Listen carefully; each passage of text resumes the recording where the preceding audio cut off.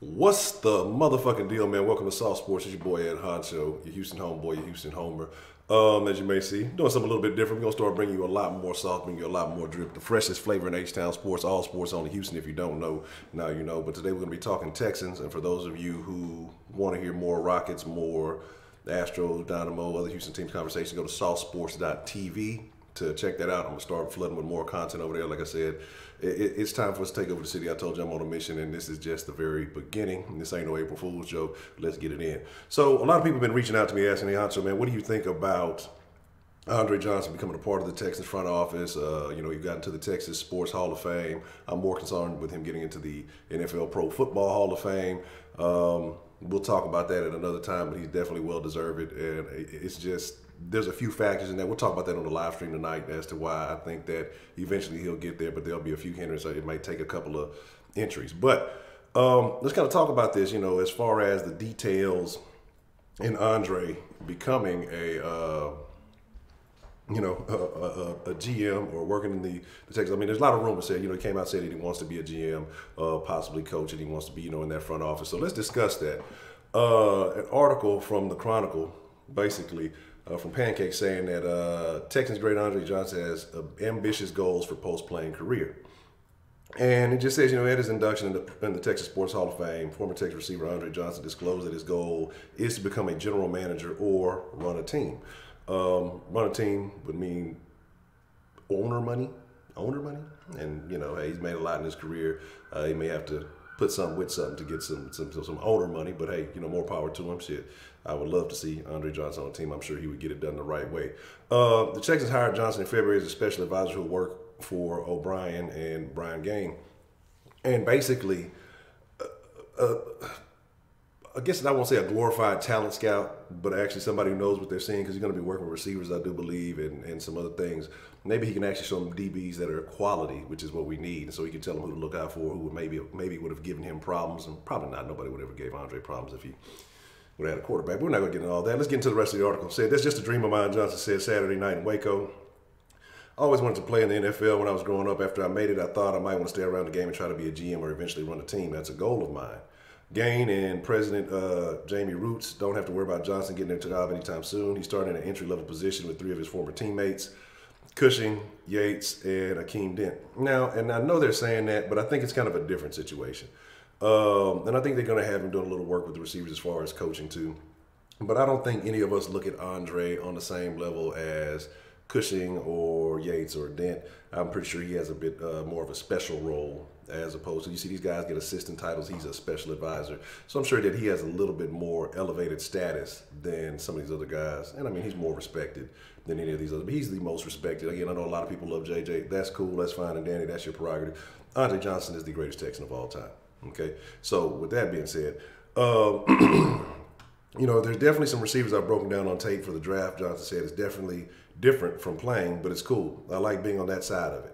I'd rather do that than have to be outside and running around in the hot sun beating my body up. And I'm sure at this time, at this age, shit, I'm I'm in the dirty 30s. I trust me, I don't want to walk too long, fucking shit. I'm old, so I can only imagine what that NFL career has done to me. I ain't old, but let me watch what I'm saying. I'm older, but I can only imagine what an NFL career has done to his body, and so I'm sure he's staying in shape, but definitely doesn't want to be out there dealing with a lot of the nonsense. Say Johnson will be outside with the other coaches April 15th when the players report for the off-season program. Working with receivers would seem to be an ideal fit. I think I'm going to be involved in a little of everything, including a little of receivers. He said, "I'm trying to learn everything I can. This is a great opportunity for me. I'm trying to make the best of it." Texas controlling owner Janice McNair sent a letter to Johnson last week congratulating him on his induction to the Texas Sports Hall of Fame. The team purchased 2 tables at the event and a full-page ad in the program. "That was really special, something I was very appreciative of," he said. Johnson played 12 of his 14 seasons with the Texans. He let Coach Bill O'Brien know he was interested in returning to the organization. Andre and I kept in touch after he was done playing. O'Brien said he was doing some things with our organization in the community, things like that. He came in the office a couple of times. We had long talks about what he wanted to do next. We were able to put something together. I felt like he could help us as an advisor, maybe help Brian with some scouting responsibilities, help me with some team building responsibilities, and then help the players. The McNairs, Janice and her son Cal, the chairman, approved bringing back the 4 players in their new job. "I love it," she said. "I think we're stronger because of it. We appreciate them so much for what they did for the team and the city. I want them to feel appreciated. And I find that very interesting. You know, I find that extremely interesting. Scroll back up. We're going to leave that picture of Johnson right there, because that's a sharp-dressed man right there. Y'all don't know about ZZ Top. Y'all get your game up. But anyway, you know, that tells me a couple of things from this article and that I perceive and that I'm seeing. You know, one, we all said it on the round table. Shout out to Wink, because Wink was one of the first people to say, if not the first, to say that Johnson would have an elevated role. I remember him saying back in the day that he didn't want to coach too much, so I didn't think so. But Wink felt like, you know, it was going to happen, and he proved that he was correct. So shout out to Wink, Third Coast Sports TV, link in the description.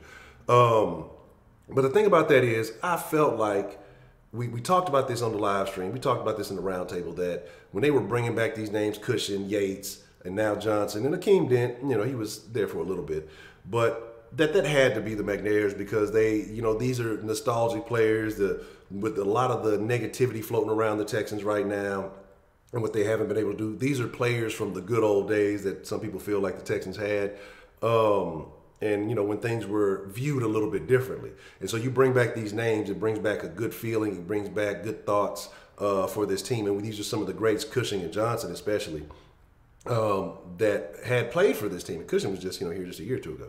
And so you look at it like this is an ideal move. This is a positive, I'm learning how to speak today, a positive for the Texans by bringing these names back into the organization. So I have no fault, I have no disagreements with any of these guys being here, but it's going to be very special to see what happens with Johnson. And I know a lot of people are talking about, oh, you know, they're going to groom him to be the Texans GM. Let's not jump into it that soon, because again, you got Gaines has what, 4 more years or so here, and as long as O'Brien's around, I don't see Johnson being a yes man. I see that he would want to do things a certain way. So I think it would take a coaching staff change and some other things to go before we see Andre Johnson as the Texans GM. But as far as being groomed for a GM role, there's going to be teams that are out there that are more aggressive, that are more sensible, that know talent or know talent evaluators when they see a talent evaluator, because this talent evaluator had talent himself. And I think Johnson will probably get a shot somewhere else before he gets a shot with the Texans. That's just my honest feel. But as long as they're grooming him and helping him learn the ins and outs of the business, which is ideal, I got to give them props for that. I can't hate on that. I think that's a smart move by the Texans, and it's commendable at the very least.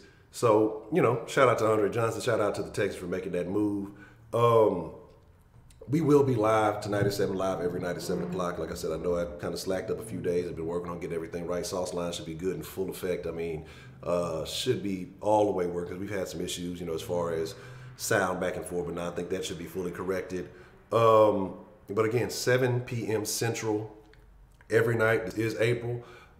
We will have the digital draft party again this season, so make sure you are subscribed, make sure you like, because that was a very fun event last year, and we'll definitely be doing it again this year, at least for the first few rounds. Definitely day 1, most likely day 2 also. So that'll be very interesting to see how that goes and how that plays out. But with that being said, hey man, I'm your host, Ed Honcho. I thank you for watching this video. Will be plenty more to come, so make sure you hit that like, that subscribe button for the freshest flavor in H-Town sports. It's all sports. Hey, where am I? This way. There we go. All sports, only Houston. And make sure you slide by Stay Saucy, get you one of them fresh shirts.